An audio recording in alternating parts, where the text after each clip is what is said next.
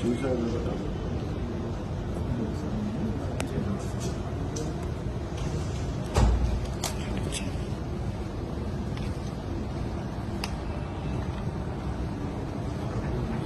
ఇరుకులు సరిగ్గా తిని మేడం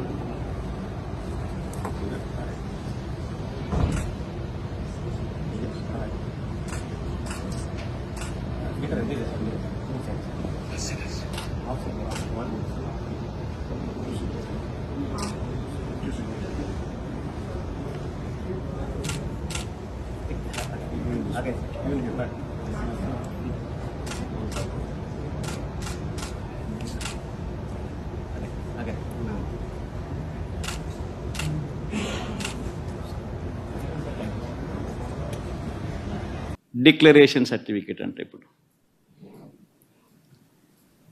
నిజంగా ఆశ్చర్యం కాదా? జగన్ ఏమన్నా కొత్తనా? రాజశేఖర రెడ్డి గారు ఏమన్నా కొత్తనా? నా మతం ఏమిటని తెలీదా ఎవరికైనా ఆంధ్ర రాష్ట్రంలో కానీ దేశంలో కానీ? నా కులం ఏమిటి అని చెప్పి ఎవరికి తెలీదా రాష్ట్రంలో కానీ దేశంలో కానీ? రాజశేఖర రెడ్డి గారు 5 సంవత్సరాలు ముఖ్యమంత్రిగా ప్రతి సంవత్సరం బ్రహ్మోత్సవాలకు వస్త్రాలు నాన్నగారే సమర్పించారు. మా నాన్నగారు కొడుకునే కదా నేను కూడా తిరుపతికి ఎన్నోసార్లు పోయా కదా ఇంతకు ముందు కూడా, ముఖ్యమంత్రి కాకమునుపు. అంతెందుకు నా పాదయాత్ర మొదలెట్టేటప్పుడు వెంకటేశ్వర స్వామి ఆశీస్సులు తీసుకొని మొదలెట్టా. నా పాదయాత్ర అయిపోయిన తర్వాత నేరుగా తిరుపతికి వెళ్ళి కాలినడకన కొండెక్కా. తిరుపతికి వెళ్ళి కాలినడకన కొండెక్కి వెంకటేశ్వర స్వామి దర్శనం చేసుకుని తర్వాతనే ఇంటికి పోయా. నా పాదయాత్ర అయిపోయిన తర్వాత, నా 3648 కిలోమీటర్లు నా పాదయాత్ర అయిపోయిన తర్వాత. ఇవన్నీ తెలియవా రాష్ట్ర ప్రజలకు? మన అప్పుడు చంద్రబాబు నాయుడు గారు ప్రభుత్వమే కదా అప్పుడు ఉండింది. అప్పుడు నేను ప్రతిపక్ష నాయకుడినే కదా అప్పుడు. మన ఆయన కళ్ళ ముందరనే కదా వెళ్ళింది, తిరుపతి కొండెక్కింది 2 సార్లు. మళ్ళీ దాని తర్వాత నేను ముఖ్యమంత్రి అయినా. 5 సంవత్సరాలు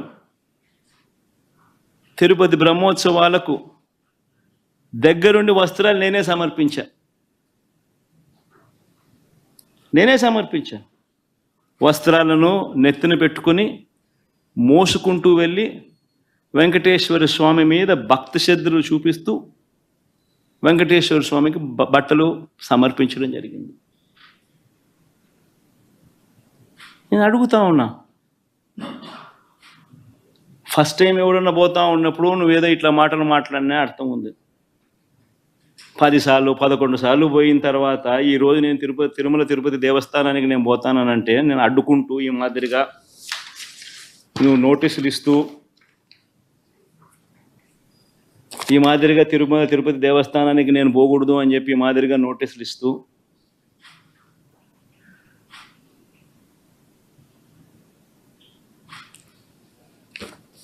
ఈ మాదిరిగా మా ఎమ్మెల్యేలకు మా కార్పొరేటర్లకు అందరికీ కూడా ఈ మాదిరిగా నోటీసులు పంపుతూ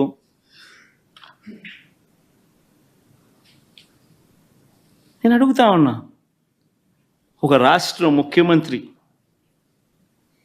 ఇంకా 5 సంవత్సరాలు బ్రహ్మోత్సవాలలో తిరుమల తిరుపతి దేవస్థానానికి వస్త్రాలు సమర్పించిన నేను, ఇన్నిసార్లు తిరుమల తిరుపతి దేవస్థానానికి వెళ్ళిన నేను, ఈరోజు తిరుమల తిరుపతి దేవస్థానానికి నేను రాకూడదట, పోకూడదట. కారణం ఏమిటంటే నా మతమట.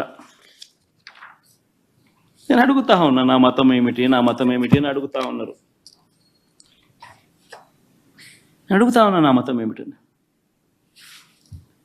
అవును,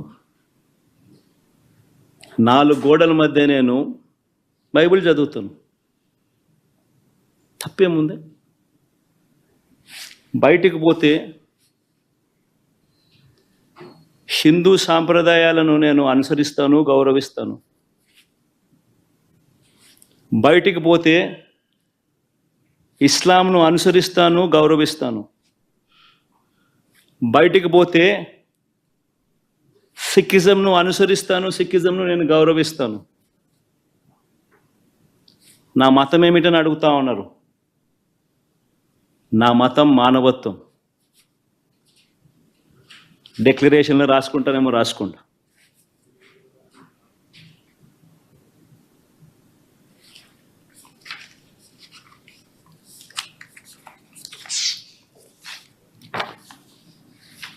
భారతదేశం కాన్స్టిట్యూషన్ నేను ఒకసారి చదువుతా. According to the preamble, India is a sovereign, socialist, secular, democratic republic. Secular అనే పదానికి అర్థం తెలుసని అడుగుతా ఉన్నా. గుడికి పోయే వ్యక్తిని నువ్వు ఏ మతము అని అడుగుతా ఉన్నావు. ఏ మతము అని చెప్పకపోతే గుడిలోకి ఎంటర్ కాకూడదు అని అంటా ఉన్నావు. సెక్యులర్ దేశం అని చెప్పి చెప్పుకుంటా ఉన్నాం. ఒక ముఖ్యమంత్రిగా పరిపాలన చేసిన వ్యక్తి పరిస్థితి ఇదే అయితే ఇక ఆ దళితుల పరిస్థితి ఏమిటి? గుళ్ళలోకి పోగలుగుతారా? పోయే పరిస్థితి ఉందా? పోనిస్తారా? రానిస్తారా? ఏం చేస్తా ఉండు? నిజంగా రాజకీయాల్లో మతం పేరుతో రాజకీయాలు చేయడం ఎంత దౌర్భాగ్యమో. నేను ఇదే బీజేపీ పార్టీని కూడా అడుగుతా ఉన్నా. బీజేపీ పార్టీ గొప్పగా చెప్పుకుంటుంది హిందూయిజానికి మేమే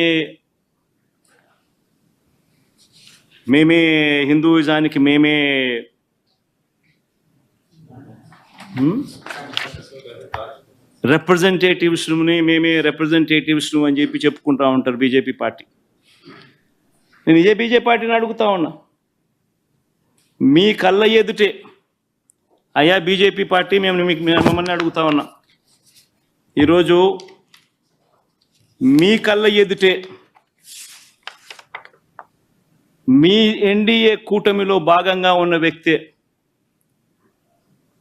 తిరుపతిలో వెంకటేశ్వర స్వామి విశిష్టతను, తిరుపతి లడ్డు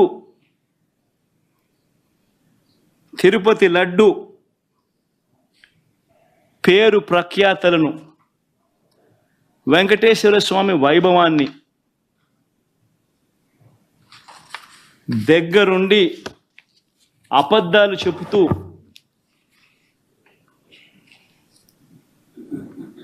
యానిమల్ ఫ్యాట్ వాడకపోయినా కూడా వాడినట్టుగా, లడ్డూలు తయారైనట్టుగా